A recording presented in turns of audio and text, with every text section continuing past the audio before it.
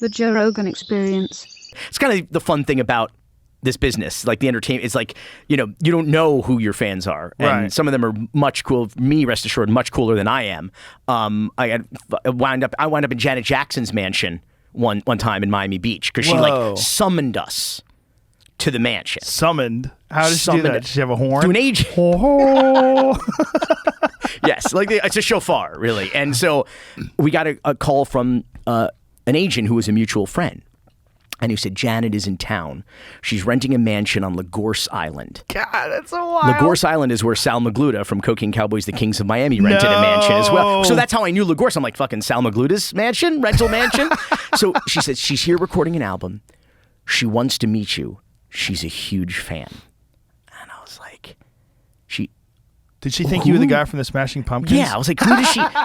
Did she? I'm the guy. I'm the one with the hair. Does she know that? I'm like not Billy Corgan, and who incidentally has @Billy on Twitter. Was he like a fucking investor in Twitter? Like, how did he got @Billy? I don't know. So, Billy's smart. So what happens is like, when people go want to tweet at him, they go @BillyCOR, and my name I guess like autofills because they go right past @Billy, which he has @Billy, and so I get all kinds of.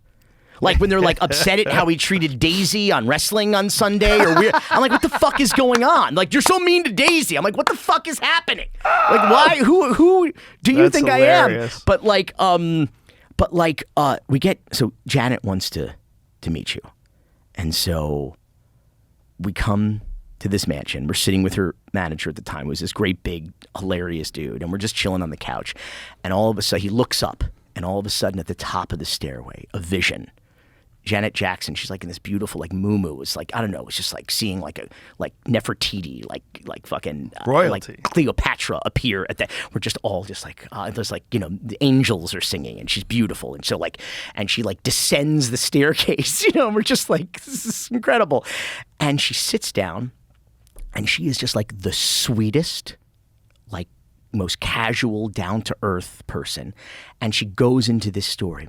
She's like, one morning, my phone rings. It's like 4 o'clock in the morning, and it's Jermaine Dupri, not Jackson, her brother. She was dating Jermaine Dupri at the time. And I said, baby, is everything okay? He says, yes, I'm coming over right now. There's something you need to see. And she goes, okay, it's 4 o'clock in the morning. Shows up at the door. She's like, are you sure everything's okay? Yes, everything's fine, baby. You got to watch this. And he hands me a DVD-R. Written in Sharpie, it says, Cocaine Cowboys. And I'm with my producing partner, Alfred Spellman. I'm just like, what the fuck is happening right now? What the fuck is happening? And she said, and I watched it twice. She put the DVD, the bootleg, into the DVD player at 4 o'clock in the morning, and she watched Cocaine Cowboys twice. And she's like, when we were growing up, my sister, she was interested in love story and romance novels. Like, she's talking about LaToya right now. Right. Like, we know too much about this family, right? So like, she's like, she goes, I loved, mafia stories, crime stories, Scarface, Crime Incorporated, Al Capone. That was my thing. And so I loved it. And she wanted to talk about Griselda Blanco, the godmother. And I'm like, this is batshit crazy. So she says, do you guys like sushi? Alfred hates sushi. He says, yeah, I like sushi. She says, we should go to Nobu and have sushi next week. He's like, yeah, absolutely. Love sushi.